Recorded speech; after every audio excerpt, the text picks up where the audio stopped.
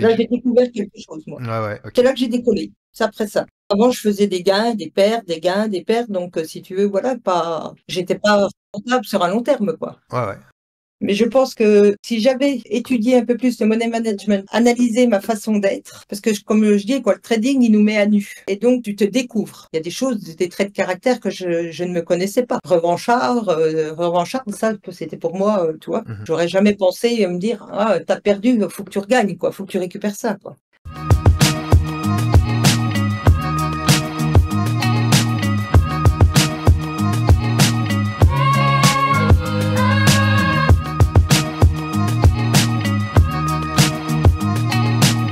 Bienvenue dans la deuxième saison d'Entretien avec un trader où j'interviewe des traders professionnels ainsi que des traders amateurs afin qu'ils partagent avec nous leurs expériences, leur parcours ainsi que les stratégies qu'ils ont mises en place pour se démarquer au sein de cet environnement select qu'est le trading. Et qui de mieux qu'une femme pour inaugurer ce premier épisode, les femmes qui sont encore peu nombreuses à pratiquer cette activité, pourtant elles affichent un taux de réussite nettement supérieur à celui des hommes. Isa, une habituée du trading depuis plusieurs années, s'est distinguée au sein de la communauté TPF en partageant en direct ses TP lors de nos sessions de trading, des TP parfois stratosphériques, identifiés grâce à des outils tels que le Market Profile. Elle va partager avec nous sa stratégie, à la fois technique et psychologique. Si vous avez des questions, veuillez les poser sur les fils publics du Discord plutôt qu'en privé, afin que cela puisse profiter au plus grand nombre. Nous n'hésiterons pas à exclure les membres qui persistent à ne pas respecter cette règle. Salut Isa et merci d'avoir accepté mon invitation. Bonjour Oswald, puis merci à toi. C'est sympa de m'avoir invité. Pour enchaîner du coup sur cette intro, selon toi, pourquoi y a-t-il si peu de femmes à pratiquer cette activité et selon toi, pourquoi ce taux est nettement supérieur, enfin le taux de réussite est nettement supérieur à celui des hommes? Je pense que c'est une question un petit peu difficile, mais je dirais que traditionnellement, puis surtout schématiquement, les hommes gèrent l'argent des couples, surtout les investissements. Donc je pense que c'est déjà pour cette raison. Mais maintenant, la démocratisation des comptes de trading en ligne a favorisé l'accès donc à tout le monde. Donc bien entendu, les femmes ont dû s'y intéresser aussi. Et maintenant, pour dire si elles réussissent mieux, ça, j'en sais rien. J'ai jamais vraiment réfléchi à la question, ne me suis jamais renseignée non plus. Mais je pense qu'elles ont un atout, peut-être, qui est la patience. Et puis, elles se remettent aussi peut-être plus facilement en question que les hommes, je pense, par tradition aussi. On va commencer notre petit entretien. Donc, question que je pose à tout le monde depuis le début. Est-ce que tu peux nous expliquer rapidement pourquoi tu t'es lancé dans le trading et qu'est-ce qui t'anime dans cette activité? Écoute, depuis toute jeune, moi, j'avais un rêve, c'était voyager, tout en travaillant en plus. Hein. C'était vraiment quelque chose qui m'apportait beaucoup. Et puis, le trading, c'est la liberté. Et puis, en plus, on gagne bien sa vie, quoi. Donc, voilà pourquoi. Donc, c'est l'argent, je dirais, et le voyage. D'accord. La liberté de pouvoir voyager. Et du coup, ça fait combien de temps? Parce que bon, ça, c'était un rêve depuis que t'es toute jeune. Mais Oui. t'avais pas encore les outils pour accéder à cette liberté-là. Et ça Pas fait du combien tout. de temps après que tu as découvert cet outil-là qui est le trading pour accéder à cette liberté? J'ai découvert ça très tard, hein, parce que j'ai découvert ça en 2014-2015. Donc, avant, je m'y intéressais pas du tout, quoi. Et tu as découvert ça comment? Alors, j'ai découvert ça par hasard, parce que j'ai une triple fracture donc de la cheville. Puis donc, bien entendu, j'ai été opérée et puis après, j'ai eu quelques mois à la maison. Puis je m'ennuyais, je savais pas quoi faire. Donc, je naviguais un peu sur Internet et je suis tombée sur une vidéo de Tammy Cabage. Donc là, voilà, j'ai commencé à regarder, à chercher un petit peu et puis j'ai décidé de faire sa formation. D'accord, ok. Et tu pratiques sans indiscrétion, tu étais dans quel domaine d'activité à cette époque? Le management. D'accord, donc tu travaillais peut-être dans des grosses sociétés où tu gérais, t'étais Oui, amené à gérer voilà. du personnel. Ouais. D'accord, ok. Et actuellement, là, tu continues cette profession ou tu es full-time dans le trading? Full time. J'ai donc maintenant depuis 4 ans, j'ai totalement arrêté de travailler D'accord. pour me consacrer vraiment au trading. Ok, bah super. T'as eu un parcours scolaire, est-ce que t'as eu un parcours soutenu? Comment ça s'est passé de ton côté? Alors, mon parcours, il était un petit peu particulier parce que mon souhait, c'était de travailler dans un hôpital parce que ça bouge, c'était voilà. Donc, je me suis dirigée très rapidement dans un lycée professionnel. Et puis, j'ai fait des stages donc en traumatologie, puis aux urgences. Et puis là, j'ai eu une opportunité de partir à l'étranger aux États-Unis pour quelques mois. Donc, j'ai tout plaqué, puis je suis partie m'installer à San Francisco. Donc, donc j'ai coupé mes études. Puis en rentrant, bah, j'ai fait plusieurs petits boulots. J'ai passé un examen pour rentrer en gestion de patrimoine. Et puis j'ai intégré un gros groupe. Et voilà ce que j'ai fait pendant pas mal d'années. Puis bah, la bougeotte est revenue, je dirais. Donc je suis partie vivre en Suisse. Puis le pays, la mentalité, enfin tout ça, ça me convenait bien. Donc je m'y suis installée. Puis j'ai repris d'autres études là après. Mais bon, c'est vrai que je suis quelqu'un qui aime bouger aussi, donc rester en France, ça m'allait pas trop. Donc c'est pour ça, j'ai pris le pays qui était à côté qui me plaisait, la Suisse. Puis ils m'offraient la possibilité de refaire des études, bon c'est cher, hein, on est bien d'accord, mais de refaire des études, tu peux devenir ingénieur, tu peux reprendre le cycle universitaire, tu fais ce que tu veux, quoi. Ou du soir, quoi. Parce qu'à la base, t'es pas suisse. Non, D'accord, je suis française, mais donc ça fait 20 ans en Suisse. d'accord, ok. J'ai toujours pensé que À peu t'étais près, quoi. vraiment originaire de là-bas. Non, mais je suis née à côté de la frontière, donc Ok, d'accord. Ok. on est très proche. C'est comme les gens d'Annecy, tout ça, quoi. Mhm. Ok. On est très proche de la Suisse, quoi. On y va souvent, je dirais. Et donc, tu m'as dit que t'avais fait une formation en gestion de patrimoine, qui t'a permis Oui. de travailler dans un groupe. Donc déjà, assez tôt, tu as quand même mis un pied dans cet univers, quoi. Pas forcément l'univers du trading, mais l'univers de l'investissement. Oui, mais j'aimais les chiffres, donc je suis pas quelqu'un de littéraire. Ouais. Donc, je me suis dirigée, si tu veux, vers des choses où bah, le chiffre était important, quoi. Tu as trouvé ton kiff, entre guillemets, dans ce domaine-là, dans tout ce qui est gestion de patrimoine, investissement. Oui, c'était sympa, mais bon, il y a des choses qui me déplaisaient au niveau de l'éthique. D'accord. Donc, c'est pour ça que je suis partie, quoi. Quand tu vois des gens qui commencent à regarder les avis de décès pour savoir, tu vois, D'accord. comment récupérer des clients, toi, ça, c'était pas trop mon truc, quoi. Waouh. Tu peux approfondir un peu? Ben, si tu veux, voilà, tu as des commerciaux, hein, donc des gestionnaires de patrimoine qui ouvraient le journal le matin et puis déjà, ils regardaient s'il y avait un de leurs clients qui était décédé pour pouvoir aller donc voir les enfants pour récupérer l'argent, qu'ils partent pas ailleurs, quoi, qu'ils ne sortent pas. Waouh.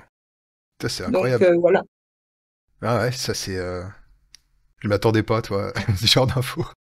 Mais c'est un peu particulier, quoi. ouais, mais je pense que ça fait partie malheureusement de leur business et ouais. Ouais, voilà. Ah, ils veulent que la famille reste dans la boîte parce que les gestionnaires de patrimoine, je pense qu'ils gagnent, ils font pas forcément gagner beaucoup d'argent à leurs clients, mais ils gagnent beaucoup d'argent sur les frais de leurs C'est clients. exactement ça. Ouais. Ça Ouais. paye bien, il n'y a pas de souci. Et, Mais voilà.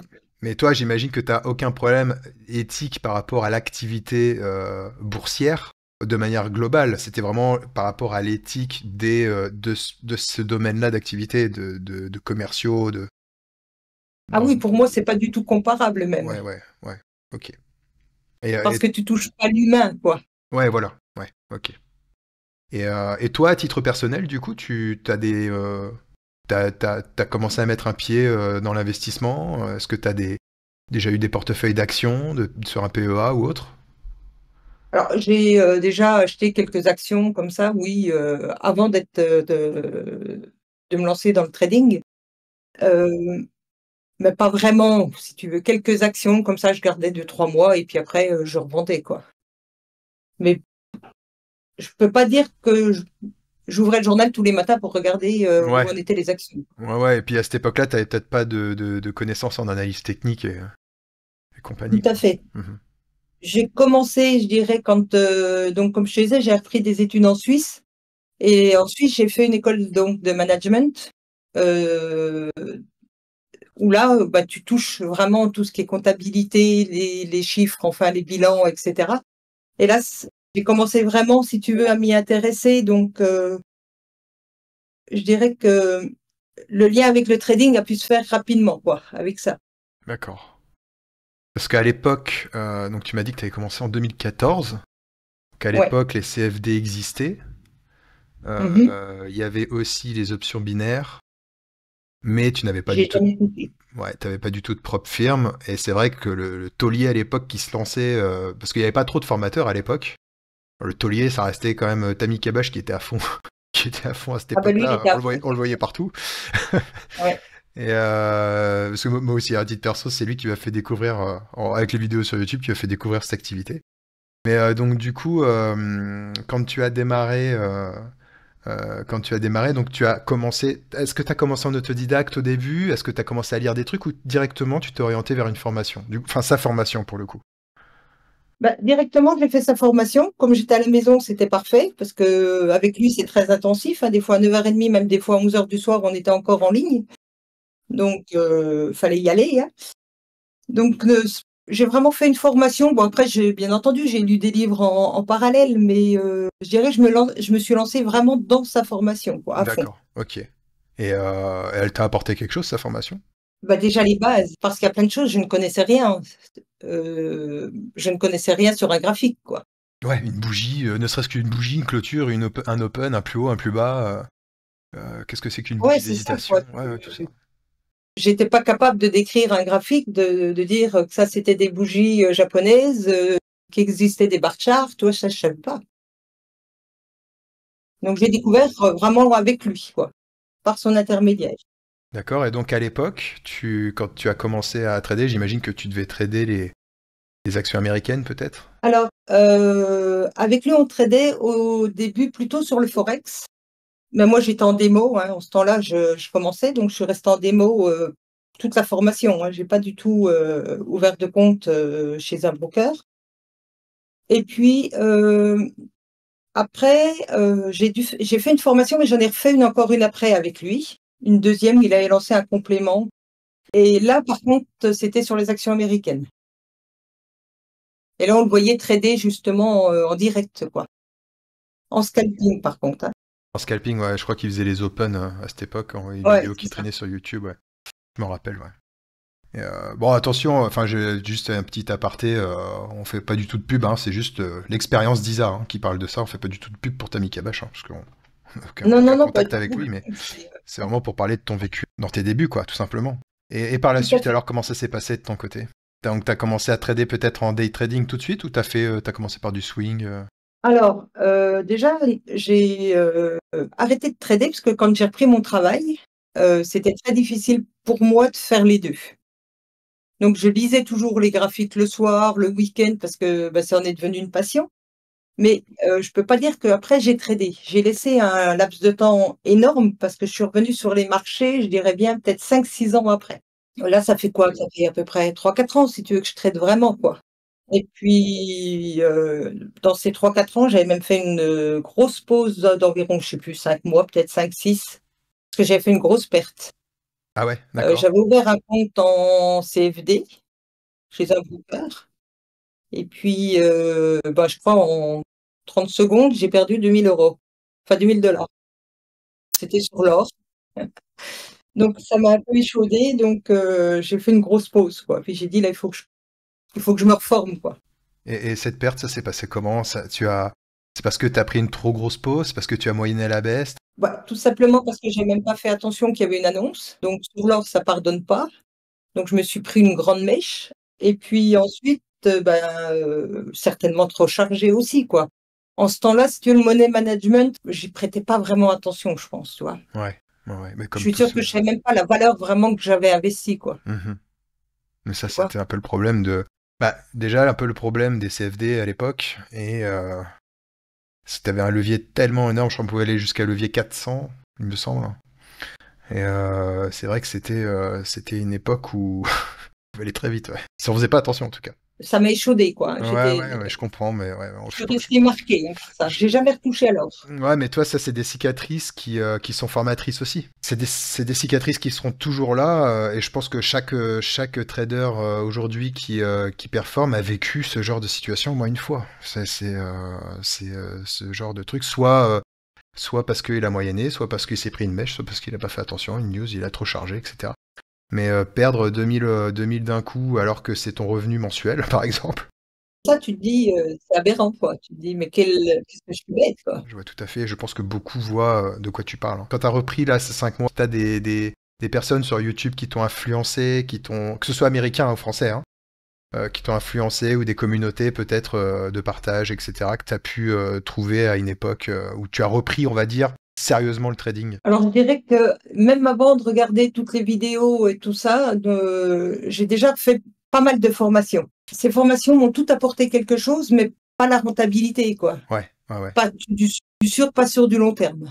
Donc après, oui, comme tu disais, quoi, j'ai écouté quelques vidéos parce qu'il y a plein de choses qui sont disponibles sur le net, des choses bien et puis des choses un peu moins, comment dire, pas un peu moins bien, mais je dirais où les gens se vantent et puis Oui, non mais bon, on a vite fait de nous faire croire que c'est facile. que c'est facile et puis Ouais. qu'on peut gagner des millions et puis du coup, ça marche pas comme ça, quoi. Et par Donc contre, tu voilà, quoi. trouveras pas facilement des vidéos qui vont t'expliquer concrètement la mécanique du marché comme on devrait l'apprendre en fait. Ouais. Et ça, il y en a un peu moins, mais il y en a quand même. Il y en a. Et il y en a de plus en plus, je trouve, du contenu de qualité qui commence à sortir. Je trouve qu'il y a des gars quand même qui mettent les mains dans le cambouis, qui font des choses bien. Alors moi, j'ai regardé des lives, je sais pas si tu connais, c'est la société qui s'appelle SMBU. Je crois que même maintenant c'est SMB Training. C'est Mike Billafior. Je sais pas si tu en as entendu Non, je parler. connais pas du tout, je regarderai. Ouais. Il a écrit un livre qui a été traduit en français. Enfin, il a écrit plusieurs livres, mais dont un qui a été traduit en français, ce qui s'appelle One Good Trade. D'accord.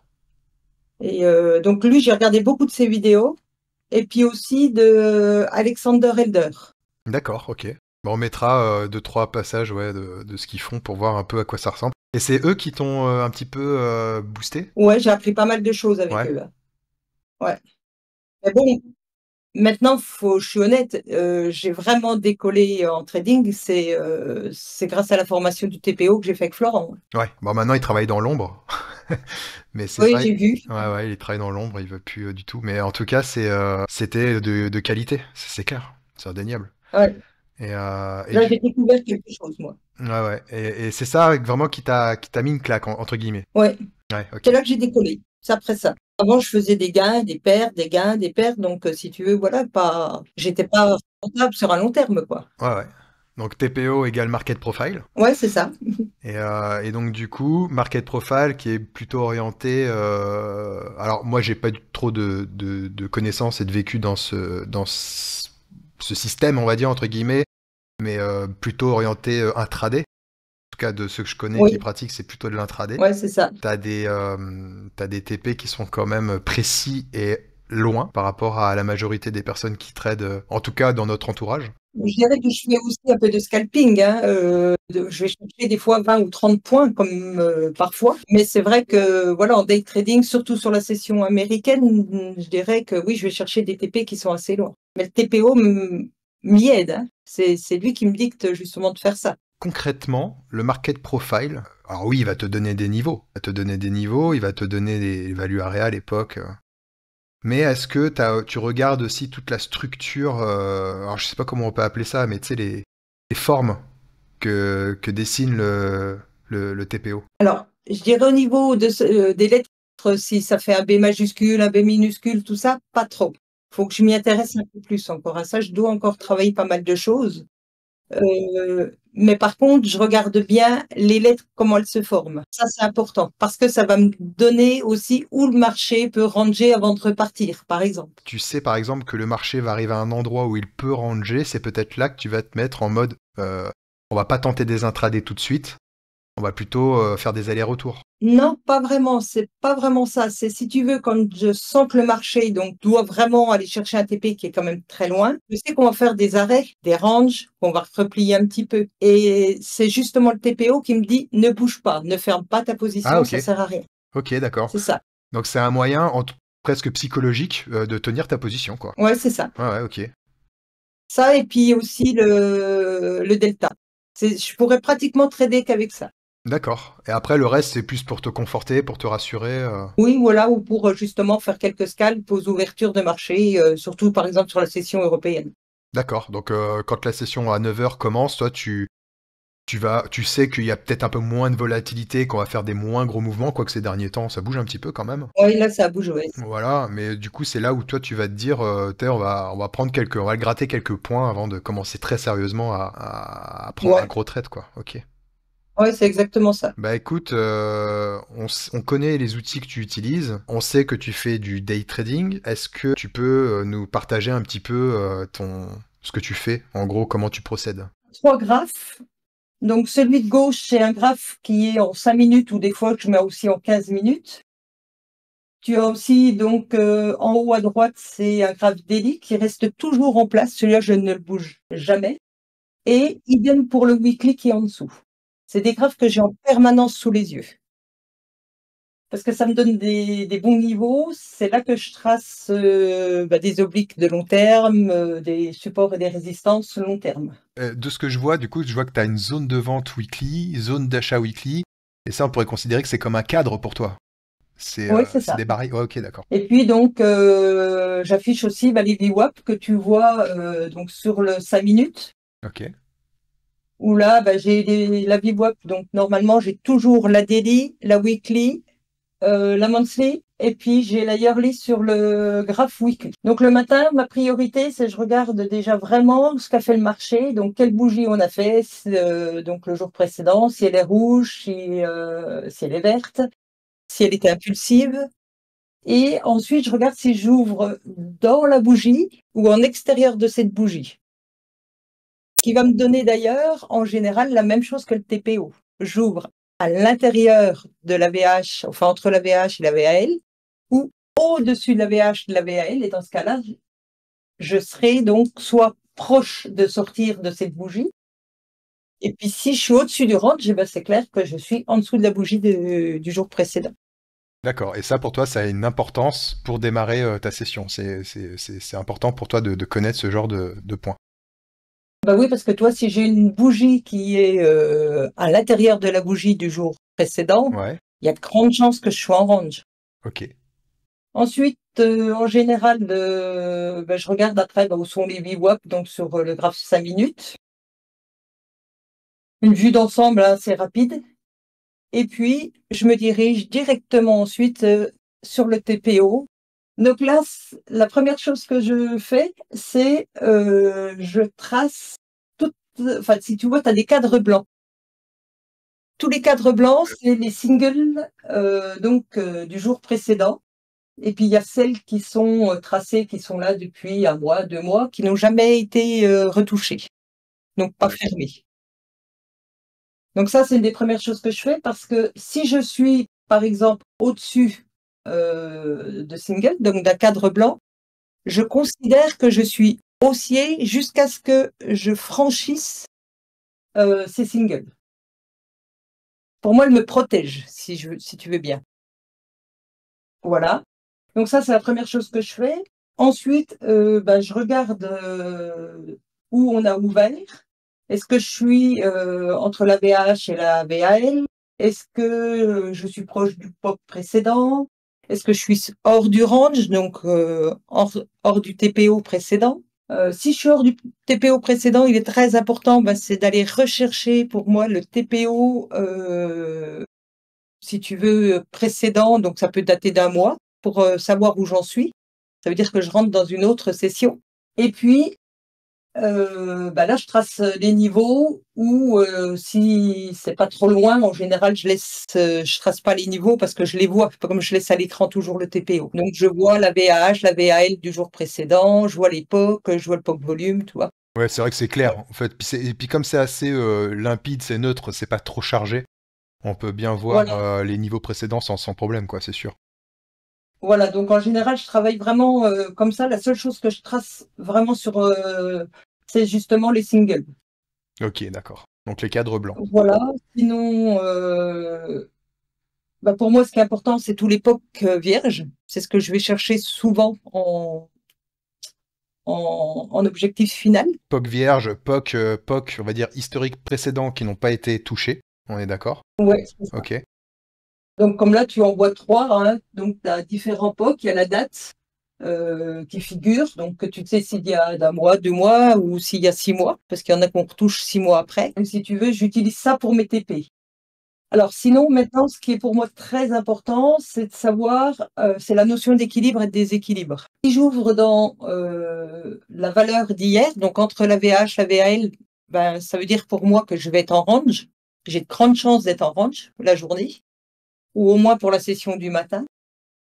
Si on ouvre au-dessus, donc par exemple, hein, de la VH, je vais plutôt me dire, OK, c'est haussier, donc je vais jouer à la hausse, je vais privilégier ça, mais en restant quand même très méfiante. Donc, je vais plutôt faire du scalping ou suivre vraiment le TP, enfin mon stop de proche. Et puis, par contre, si je suis en total déséquilibre, donc c'est-à-dire vraiment ouverture au-dessus du TPO précédent, ben là, je contrôle donc toujours avec l'autre TPO, hein, celui de la session qui va m'intéresser. Et là, par contre, je vais jouer à la hausse. Il est hors de question pour moi de vendre.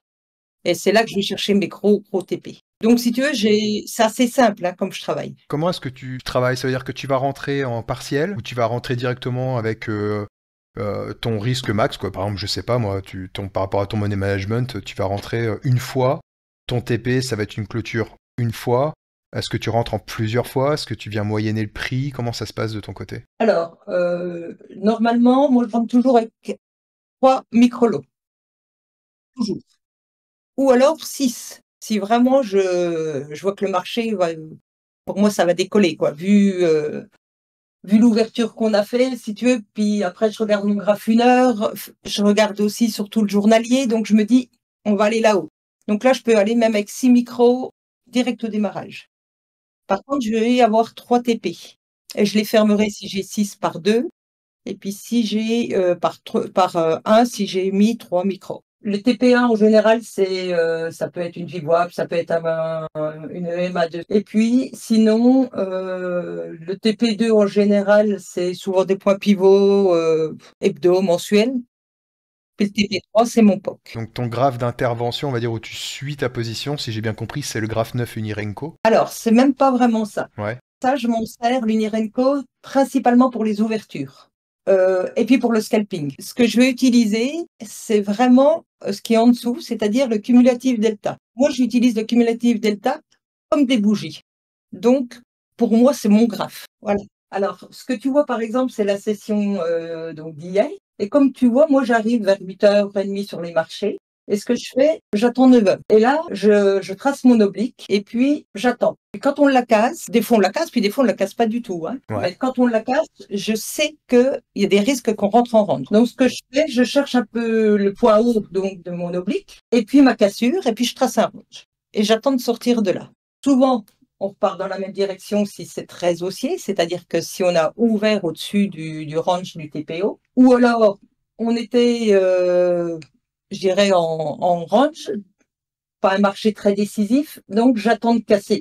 Et dès que je casse, là, j'attends qu'on vienne retoucher, qu'on remonte un petit peu, si tu veux, sur le range, qu'on vienne faire un petit pullback. Ok. Je commence de retracer une oblique, et là, par contre, je rentre. Et puis, je continue ma petite ligne pendant toute la journée. Tant que je la casse pas, je ne sors pas. Alors tu parles de ta ligne, c'est ton oblique. C'est mon oblique. Là, l'oblique, par exemple, qui est là, donc sur la photo, c'est la deuxième oblique baissière que tu as tracée.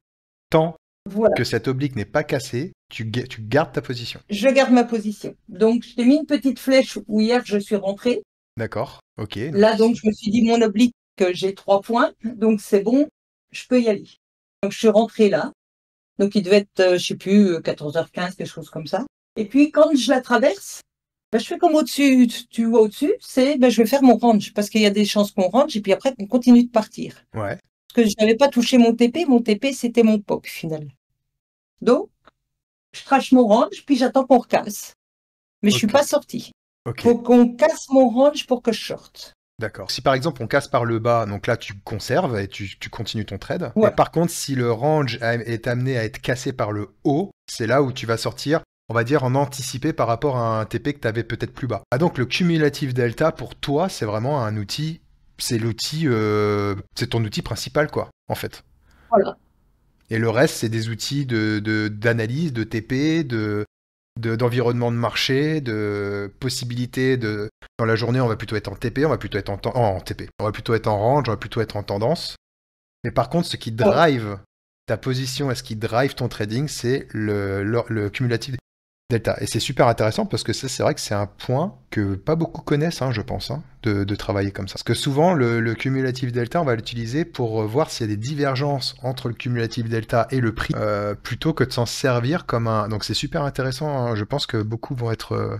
ça va intéresser beaucoup de personnes, ça. Voilà, donc bon, après maintenant, tu as des journées où c'est un peu plus, quand tu es en range, c'est même pas la peine parce que tu constates que, donc tant que tu sors pas du range que tu as fait, tu peux y rester toute la journée hein, dans le range du cumulatif delta. Donc dans ce cas-là, ben, tu fais que du scalping. Mais voilà, c'est ma façon de travailler. Donc sinon, au-dessus, donc tu as l'Unirenco. Alors celui-ci, je l'utilise que pour les ouvertures. Tu as donc un carré vert, tu le vois. Oui, je le vois. Qui représente, Le j'imagine, vert, comme l'IB. ça, Enfin, c'est ou l'Asie. l'OPR. Ok, d'accord, donc session Asie. Ok. Voilà, c'est la session Asie. Donc, pour moi, il est très important. Je le trace pour sortie du range. Là, ça peut être.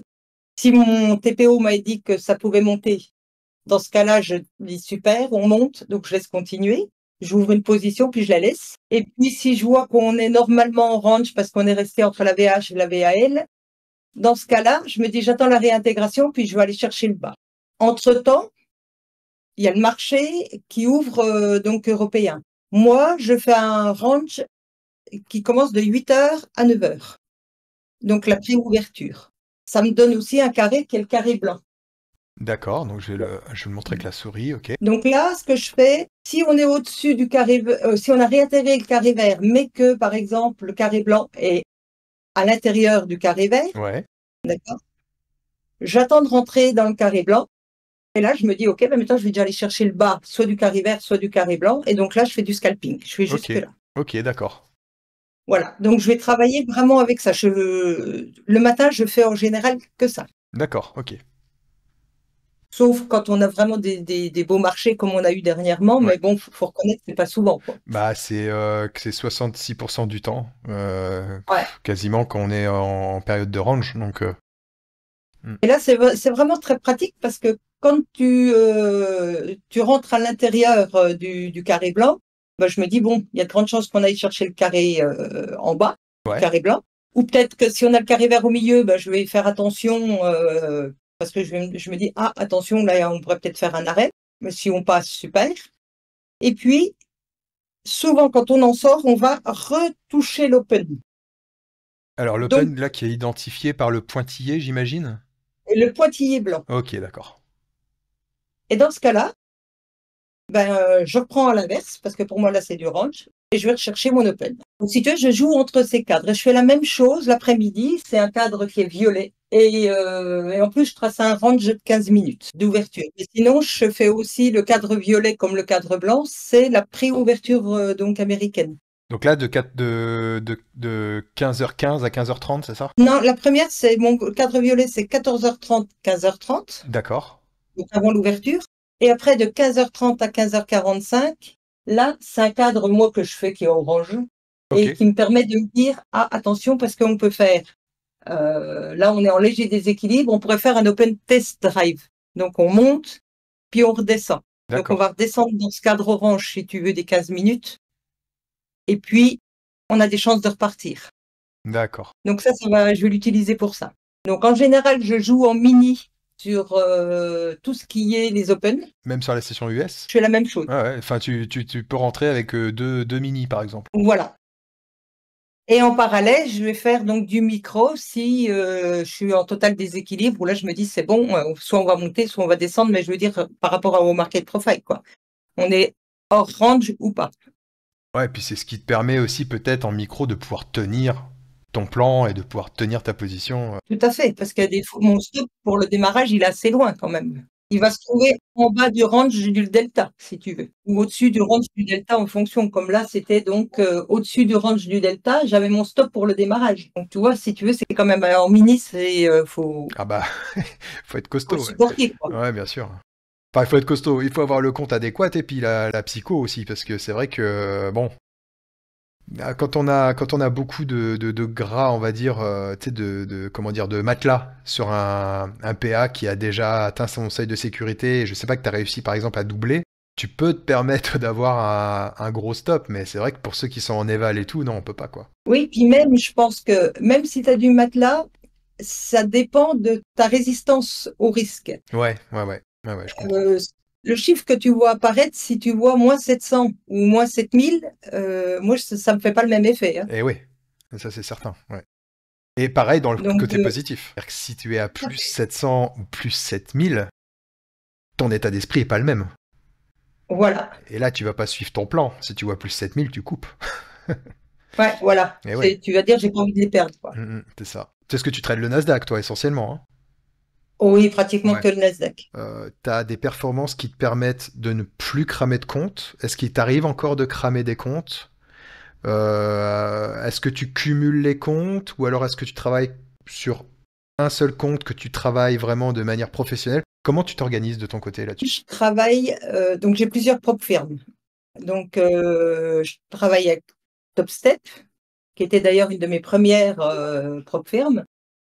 Je travaille avec Apex, Bullnox, et puis là maintenant j'ai validé le compte hier de chez Blue Sky. Donc en général, j'essaie de travailler 2 propres firmes le matin, 2 l'après-midi. Donc en fonction de ce que je souhaite, je peux changer de compte le matin, c'est pas un problème.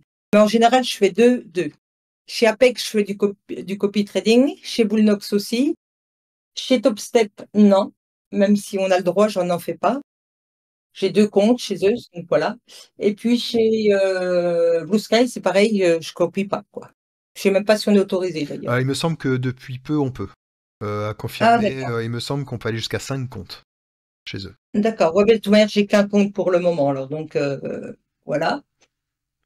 Sinon, qu'est-ce que tu m'as demandé Ouais, est-ce qu'il d'autre? t'arrive encore aujourd'hui de cramer des comptes ou est-ce que vraiment maintenant tu as un rythme de croisière, on va dire? Alors, j'ai un rythme de croisière, mais ça m'arrive aussi encore de cramer des comptes. Faut être honnête, ça m'arrive encore de péter les plombs de temps en temps, quoi. Et souvent, bah, c'est dû, j'ai constaté, parce que ça j'analyse beaucoup, c'est souvent, bah, dû à des conneries du style, où psychologiquement tu aurais pas dû trader, quoi. D'accord, donc c'est vrai que oui, tu as fait une analyse après situation et tu te dis, mais non, mais en fait, j'avais des événements qui sont passés, j'aurais pas dû rentrer, j'aurais pas dû ouvrir mes graphes, quoi. Bah, oui, mais puis en plus je le savais, quoi, parce que je le dis et malgré tout, ben, c'est plus fort, voilà, j'ouvre les graphes puis, oh, je me dis: «Pourquoi pas?» et là par contre, voilà, bah, après je me dis: «Mais c'est pas possible, quoi». Alors maintenant c'est rare, je dirais, je crame plus des comptes comme ça, mais malgré tout, voilà, je peux pas dire que je crame plus de comptes, c'est faux. Mais je pense Voilà. que même les meilleurs d'entre nous, toi Arnaud le dit souvent aussi, Renaud, il y a des pétages de câbles qui arrivent. Ouais. Moins, parce qu'il y a une gestion par diverses techniques et variées, une gestion que ce soit du risque ou de l'état psychologique, etc., qui permettent de réduire. Mais on reste des êtres humains et le risque zéro n'existe pas, quoi. En ce qui nous concerne, nous, Non, dans notre tête, en tout cas. ouais, c'est ça et pour moi, je veux pas dire que c'est impossible de plus cramer de comptes, mais je pense que là, il faut une gestion émotionnelle, honnêtement parfaite, quoi. Bah, tu sais quoi, la transition, elle va être parfaite. Parce que du coup, on va parler un petit peu de tout ça. Comme tu le sais, la psycho a une part très très importante dans notre trading. Ouais. Et comment aujourd'hui, est-ce que tu as des techniques, est-ce que tu as des choses que tu mets en place pour commencer une séance de trading? Alors oui, moi, j'ai des rituels que je fais tous les jours. Heu, si je les fais pas, je suis pas à mon aise. Je peux pas arriver puis ouvrir mon écran. Si tu veux, moi, le matin, la première chose que je fais, c'est, donc prendre mon café déjà, hop, puis prendre une bonne douche et puis seulement après, je viens sur les écrans. Puis je viens sur les écrans avec un deuxième café, tu vois? Et puis, là, en général, j'allume mes écrans puis je m'en vais. Je retourne dans une autre pièce et je vais faire 30 minutes de méditation. 30 minutes, d'accord. Parce que c'est Voilà. la méditation, pour ceux qui en ont jamais fait, c'est un exercice qui est pas simple parce que la méditation, ça consiste à vider sa tête et ne penser à rien. Ou alors se Voilà. concentrer uniquement sur sa respiration, mais on doit chasser absolument toutes les pensées qu'on a. Pour... Alors moi, je m'amuse pas à les chasser. Ouais, Parce que je sais qu'elles reviennent tout le temps, mais ce que je fais, je me dis, ah, ok, là, t'en prends conscience, donc, hop, tu passes à autre chose, puis tu penses plus. ouais. Donc, si tu veux, j'essaie de l'enlever. Mais si tu veux, je sais pas de me dire, faut pas que j'en ai, parce que j'ai remarqué que plus je cherchais à ne pas en avoir, plus il y en venait. 30 minutes, c'est balèze, hein. Parce que moi, je fais 5 minutes. Et déjà, pour moi, c'était dur, toi, quand t'as les pensées qui arrivent, de les rechasser. Et 30 Oui, mais bon, après, moi aussi, il y a des méthodes que j'utilise, par exemple, la récitation d'un mantra. Par exemple, le dimanche, puis même le samedi, donc comme je suis pas en trading, en général, je fais 45 minutes, mais j'utilise un mantra. un mantra, est-ce que tu peux développer ce que je vois pas ce que c'est? Bah, une phrase que tu vas répéter D'accord, ok. Une phrase en boucle. positive, pensée positive, c'est Voilà. ça? D'accord, ok. Voilà, puis tu vas le faire en boucle. Du coup, c'est vraiment lié à ton trading, cette phrase? Pas forcément mon trading, ça peut être à mon bien-être, Ouais, ça peut être tout. ok. Ces jours-là, c'est ça. Et puis, bah, tu te concentres dessus. Du coup, bah, les pensées, elles viennent. Bon, il y en a qui reviennent hein, de temps en temps, mais tu reprends le mantra et puis tu te reconcentres dessus, donc c'est plus facile, quoi. Et ça te permet, du coup, on va dire, quand tu commences réellement ta séance, d'arriver avec une attitude neutre. Voilà, c'est ça. Ouais. Parce que quand j'arrive, moi, avec mon deuxième café, donc, puis que j'allume mes écrans, j'ai encore pas fait ma méditation. Mais si tu veux, je vais me mettre devant mon écran, je vais boire mon café sans analyser, sans rien. Ouais, ouais. Et après la fin de je ferme pas mon écran, mais quand j'ai fini mon café, je m'en vais, puis je vais méditer. Ok. Et après, donc du coup, une fois que t'as atteint ton état psychique optimal, si on peut l'appeler comme Et ça. ben après, je reviens, puis là, je fais mes analyses. Ok. Donc, ce qui s'est passé hier, ce qui s'est passé en Asie, enfin, tu vois, je regarde le calendrier économique, je lis quelques articles aussi de temps en temps, ceux qui m'intéressent, parce qu'il y a souvent des choses qui m'intéressent pas. Et puis après ça, je vais balader mon chien. Ça, c'est hyper important pour moi. Voilà. Donc, je fais une bonne balade avec mon chien, puis je reviens vers 8h30 pour l'ouverture du marché, quoi. Voilà, donc tous ces rituels pour toi sont indéniables. Enfin, c'est super important pour toi de les avoir. Puis comme le midi ou vers 10h30, parce que des fois, à 10h30, après, je vois que ça fait plus rien, que ça bouge pas. D'un coup, justement, là où tu peux cramer tes comptes. Je m'en vais et puis là, je fais en général aussi du sport. J'ai un rameur à la maison, donc je fais 30 minutes de rameur. 30 à 45 minutes maxi, Et quoi. quand même. C'est ma routine un peu ça. Ah ouais, bah c'est une belle routine, hein. Ça te fait quand même, à côté du coup de tes journées de trading, donc je rappelle que Isa fait ça à temps plein, donc toutes ces choses-là font partie de son métier en fait, de faire toutes ces choses. Et donc, toi, tu t'es imposé quand même un rythme soutenu à côté du trading pour bah, justement être au point, quoi. Oui, puis c'est important, ça fait partie de l'hygiène de vie, quoi. Ouais, ouais. Et sans hygiène de vie, c'est pas possible de trader décontracté ou tu vois, tu as besoin de décompression, tu as besoin de soupape. Et pour toi, l'alimentation est Et quelque chose d'important dans... ouais, Ouais, l'alimentation aussi. Donc moi, déjà, je me surcharge jamais avec des gros repas. ok. Et puis, surtout pas, avant une séance. Ça veut dire que moi, le matin, je déjeune pas, je bois que du café. Et puis le midi, je mange très léger, c'est, légumes et puis ou alors des fruits, mais ça s'arrête là. Sinon, voilà, j'aime bien avoir l'esprit, vif quoi, pas moitié endormi quoi. Ouais, il faut pas que t'aies une décharge glycémique qui te prenne ton énergie, quoi. Ah, c'est Donc j'ai pris intéressant. cette routine, ça me va bien. Donc, ouais, donc moi, j'ai une vie assez, bien réglée quoi, je dirais, hein. Et- Je pense qu'en trading, c'est important justement d'avoir une certaine discipline. Ouais, bien sûr, bien sûr. C'est cette discipline qui va réussir, enfin t'aider à réussir. Est-ce que tu arrives à déceler quand tu commences à avoir, tu sais, ces espèces de petits trucs où tu commences un peu à être borderline, à plus trop gérer ton émotion? C'est le tilt en gros. Est-ce que tu arrives à le voir arriver ça à l'avance? Alors le voir arriver à l'avance, non, sauf si, comme je te dis, psychologiquement, je sais que je ne devrais pas trader. Donc là, je dirais, c'est ma seule responsabilité. Heu, pour le reste, c'est plutôt au nombre de trades que je vais m'en rendre compte. Par exemple, si je fais, 2 trades perdants de suite, là, je me dis: «Il faut que je fasse une pause». Parce que je sais que, je vais peut-être avoir, cet esprit un petit peu revanche en me disant: «Faut que je récupère à tout prix». Donc du coup, je fais une pause, puis, je sors, je vais balader mon chien. Ça te permet un peu d'oublier, puis de revenir dans d'autres dispositions. Parce que pour moi, à ce moment-là, mon trading peut devenir irrationnel, tu vois?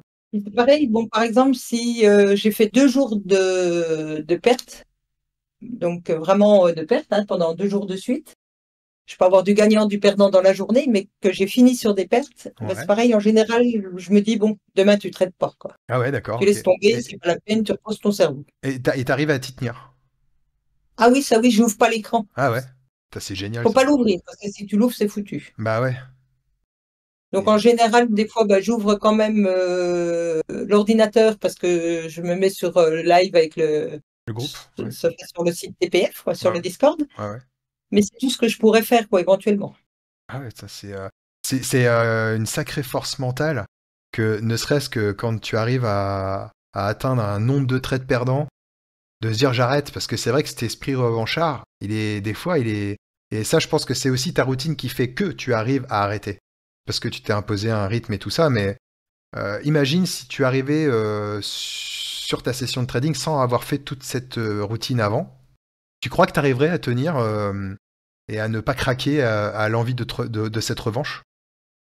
Non, je crois pas. Ouais, tu craquerais. Même si maintenant mon trading est plus zen, Ouais, j'ai plus confiance aussi en ma méthode. euh, je pense que cette routine est hyper importante pour me cadrer. ouais. Parce que je suis comme quelqu'un de très active, faut que ça bouge. Donc, si tu veux, ça permet que j'arrive sur les marchés un peu plus posé. Et c'est hyper important. Parce que sinon, je pense que, ouais, il me faudra encore plus de claques, quoi. Non, j'en ai déjà pris, hein. Quand tu arrives à, bien sûr, tu connais tes erreurs, tu sais les conneries que tu fais, mais quand tu arrives vraiment à en prendre leçon, mais définitivement, moi je pense qu'il n'y a que le cap que tu fais là, des routines, qui permettent d'y arriver. Je pense pas qu'on puisse y arriver si on ne met rien en place mécaniquement pour y arriver. Alors, moi, il y a aussi quelque chose qui est important pour moi, c'est que ce qui m'a fait avancer, c'est de les noter. Ouais, Parce qu'après, tu remplis ton cahier que de ça. Et quand tu relis, mais tu dis, mais c'est pas vrai, quoi. ouais, ouais, C'est toujours les mêmes erreurs. et ouais. Revanche, Ouais. énervé, tu retrouves. Et puis là, tu te dis, bon, c'est bon, quoi. Puis tu mets à côté en même temps ce que tu as grillé, ce que tu as perdu comme argent. Puis là, tu te dis, bon, c'est bon, maintenant, ça suffit, quoi. Et c'est là que tu vas essayer de mettre des routines en place, si tu veux. Et tout ça, tout ce travail-là que tu as fait, qui est un travail complet, ça t'as acquis ça comment?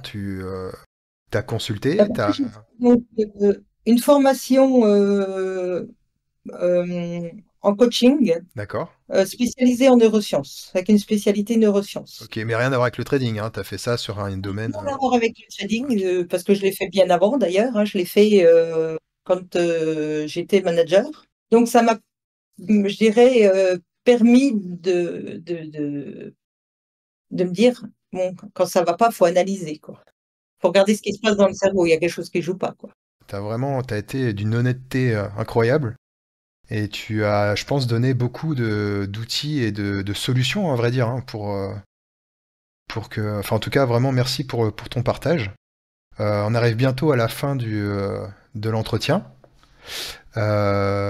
Si jamais tu pouvais revenir en 2014 et que tu pouvais te voir, et quel conseil tu te donnerais pour gagner du temps? Alors déjà, je pense que le plus important, c'est je travaillerai déjà ma psycho, Ouais, chose que je n'ai pas faite parce que je me suis lancée dans les graphes et l'étude des graphes, ouais, comme majorité, ouais. comme je pense que beaucoup font, Ouais, bien sûr. et le money management. Parce que pour moi, c'est les deux clés de la réussite. Ouais. Avec, bien entendu, après, ce dont on a parlé, donc la mise en place de routines, etc. Mhm. Mais je pense que si j'avais étudié un peu plus le money management et analysé ma façon d'être, parce que comme je dis, quoi, le trading, il nous met à nu. Et donc, tu te découvres. Il y a des choses, des traits de caractère que je ne me connaissais pas. Revanchard, ça, c'était pour moi, tu vois, Mhm. j'aurais jamais pensé me dire, ah, t'as perdu, faut que tu regagnes, quoi, faut que tu récupères ça, quoi. Tu vois. Donc, c'est des choses que tu découvres en tradant. Et donc, pour moi, justement, si on travaille vraiment sur la psycho au début, on va avoir déjà une autre approche. Et puis après, le money management, parce que, ben voilà, faut pas faire n'importe quoi, quoi. Parce que tu crames un compte très rapidement, sinon. Bah ouais. Et puis tu peux en C'est ta cramer survie, plusieurs. hein. Et puis tu peux en cramer plusieurs. Ouais, Et puis j'en tu ai peux en cramé, cramer. moi. Bah oui, et puis on peut en cramer des centaines. Et puis ça peut aller très vite. Ah oui, sans problème, En éval, moi, je sais plus combien j'en ai cramé, mais j'en ai cramé pas mal. Et puis même en PA, j'en ai cramé. Mais tous. Et Voilà. qui dit l'inverse, c'est qui ment. Oui, je pense que voilà, puis c'est humain. Mm. Faut pas se lancer la pierre pour ça. Faut justement se dire bon on va rester positif, puis on va regarder ses erreurs, quoi. Et voilà, mais surtout, regarder ses erreurs et essayer de, bah, comme tu dis, de noter, pourquoi pas, pour vraiment se les rabâcher, ces erreurs, et en tirer leçon et ne plus reproduire ces erreurs, quoi. Et c'est un travail difficile. C'est un des travaux les plus difficiles à faire. Bah, c'est une discipline aussi, hein, de prendre Mm. son cahier tous les soirs et de noter Et ouais, ses traits, et puis à chaque fois de se dire pourquoi là t'as perdu et puis pourquoi l'autre t'as encore perdu, quoi. et Est-ce que ouais. t'as voulu te venger ou bien qu'est-ce qui s'est passé? Est-ce que tu as suivi le process ou pas, quoi. Ouais. Ouais, voilà. Bon, bah écoute, est-ce que t'as des livres qui t'ont marqué? Tu peux en citer Alors, bah, écoute, je vais te parler moi de plusieurs livres. Ouais. Donc, bah, il y en a un qui est très connu, c'est Mémoires d'un spéculateur. Je Oui, crois Jesse que Livermore. Ouais. voilà. Ouais. Et puis, sinon je conseille un manuel moi pour les émotions. D'accord. Ça s'appelle Du percept à la décision. Ok. C'est aux éditions de Boeck. Je sais pas si ça se prononce comme ça, c'est un éditeur belge. D'accord. Bah, de toute façon, je vais afficher la couverture du livre sur Ouais. les... Et honnêtement, c'est une mine d'informations là-dedans. Mais moi, c'est le livre que j'ai étudié quand je faisais donc justement les cours de coaching. Et puis pour finir, ben, il y a un livre en money management qui m'a appris pas mal de choses aussi. C'est L'art de gérer le risque Ok. de Michel Delobel. Je pense que ça, voilà, moi j'ai appris des choses quoi avec ces livres-là. Et si t'as des points t'as des points là actuellement que tu cherches à améliorer encore et toujours? Oh, bah oui, le TPO, j'ai encore plein de choses à apprendre. Toi, par exemple, tu m'as demandé si je faisais attention aux les lettres, enfin la formation des lettres, est-ce qu'elles représentaient, si c'était des B majuscules, des P, etc. Bon, bah ça, je me suis pas encore vraiment penchée là-dessus. Donc ça, c'est quelque chose qui pourrait peut-être me donner aussi une avance sur ma façon de trader, quoi. Je dois éviter quelques erreurs. Donc le TPO essentiellement, puis j'aimerais peut-être encore travailler un peu aussi mes entrées, tu vois. En tout cas, Isa, ça a été un super bel échange. J'ai vraiment kiffé. Et Ben moi, je te remercie. ah non, franchement, t'as été vraiment honnête et t'as pas hésité à partager tout ce que tu faisais. Et ça, c'est super, c'est de l'or, ça. C'est de l'or et je pense que les gens qui nous écoutent s'en rendent compte aussi. Bah écoutez les amis, en tout cas, bah, j'espère que cet entretien vous aura plu. Ça, c'est donc le premier épisode de la saison 2. Vous avez 10 autres épisodes disponibles que vous pourrez retrouver en haut à droite de l'écran sur le podcast Parole de Trader qui est aussi disponible maintenant sur les plateformes de streaming comme Deezer, Spotify, etc. N'hésitez pas à bien sûr nous soutenir, liker la vidéo, nous rejoindre dans le Discord. Et merci encore Isa. Est-ce que tu as un petit quelque chose à ajouter pour la fin? Bah déjà, merci donc pour cet entretien que j'ai apprécié aussi. Et puis surtout, merci pour ton Discord, parce qu'honnêtement, c'est vraiment super. Et puis, bah, merci aussi à toute la communauté de TPF, parce que c'est des échanges tous les jours et on en apprend tous les jours. Très bien, ben merci Isa. Et puis je te dis à la prochaine. À plus tout le monde. Ciao ciao. Ciao. Merci d'avoir regardé cet épisode. Je vous invite à laisser un petit commentaire pour me dire ce que vous en avez pensé. Est-ce qu'il y aurait peut-être éventuellement des améliorations à faire, des idées. Et une autre chose que j'aimerais dire, que j'ai dit aussi au début du podcast, c'est de ne pas contacter en privé les personnes que j'interviewe dans le Discord. Respectez leur intimité. Si vous avez des questions à leur poser, n'hésitez pas à venir dans le live ou à les poser directement en message, en les taguant dans les fils publics. Comme ça, la réponse pourra servir au plus grand nombre. Je vous remercie et je vous dis à la prochaine. Ciao ciao.